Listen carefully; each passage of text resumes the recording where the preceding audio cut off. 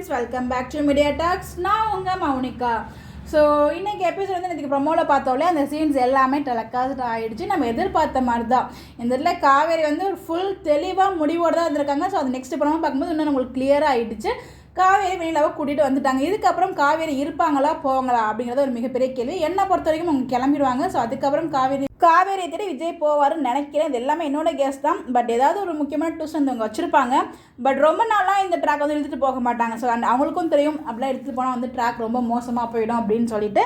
So maximum ஒரு 2 days அந்த மாதிரி காமிப்பாங்க. அதுக்கப்புறம் 2 பேரும் சேர்ந்த மாதிரி காமிச்சிடுவாங்க. இது என்னோட கேஸ் தான். பிரியாமலும் இருக்கலாம், அதுக்கும் பாசிபிள் இருக்குது. நம்ம எதிர்பார்ப்போம். கிட்டத்தட்ட மகாநதி நம்ம என்ன தான் கேஸ் பண்ணாலும் நம்ம நினைக்கிறது நடக்குமான்னு கேட்டால் அது ஒரு கேள்விக்குறியாக தான் இருந்துகிட்டு இருக்குது. ஸோ நம்ம எல்லாரும் நினச்சிட்டு இருப்போம்.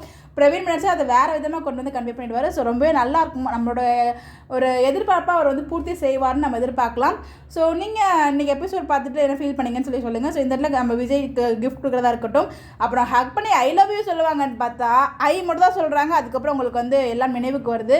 அதுக்கப்புறம் இந்த இடத்துல இன்றைக்கி விஜய் வந்து ஒரு விஷயம் புரிஞ்சிருக்காரு. நம்ம விளையாட்டாக சொன்ன விஷயம் இங்கே வந்து விபரீதமாக ஆயிடுச்சு. நான் வந்து வெளியில தான் முக்கியம்னு சொன்னது நான் சும்மா யதார்த்தமாக சொன்னேன். என் வாய்க்கு முதல்ல போட்டு தான் போடணும் அப்படிங்கிற மாதிரி எல்லாமே சொல்கிறார். பட் அப்போ கூட காவேரிக்கு வந்து இன்னும் புரிய வரல விஜய் பற்றி. ஸோ இன்னும் விஜய் வந்து தான் நினச்சிட்டு இருக்காங்க அப்படிங்கிற மாதிரி அவங்க ஃபீல் பண்ணுறாங்க. விஜய்க்கு எல்லாமே புரியுது. அவங்க ஏதோ ஒரு வருத்தத்தில் இருக்காங்க அப்படிங்கிறத தானே வந்து நார்மலாக சிரிக்கலை அப்படின்றதோ அவரும் சொல்லி பார்க்குறாரு. நம்ம நார்மலாக மாற்றணும் அப்படின்னு சொல்லிட்டு.